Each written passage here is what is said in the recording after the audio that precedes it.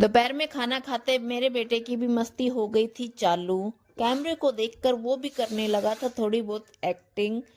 फिर मैं गई ऊपर छत पे कुछ काम करने के लिए, और ये देखो दोनों बच्चे भी मेरे पीछे पीछे ही आ गए। फिर क्या थी, इनकी हो गई थी मस्ती चालू।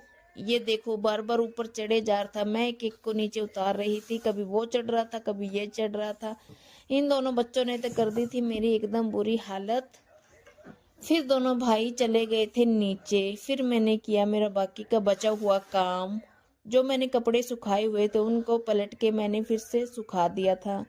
गद्दा मैंने धूप लगाने के लिए सुखाया हुआ था, उसको भी झाड़कर फिर मैं नीचे कमरे में ले गई।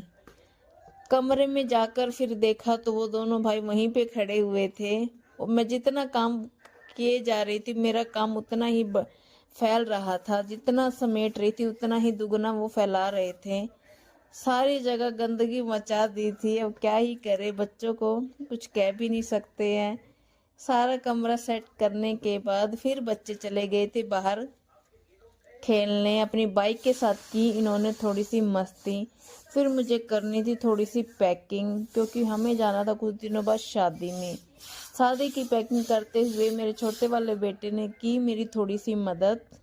एक एक करके वो मुझे सारा सामान पकड़ाए जा रहा था, और मैं एक एक सामान को रखे जा रही थी। फिर मैं था मुझे परेशान, क्या करे वो मेरे हाथ ही नहीं आ रहा था। मैं तो थक हार के बैठ गई थी नीचे, और उसको भी पकड़ के, क्योंकि बच्चों से जीतना किसी के बस की बात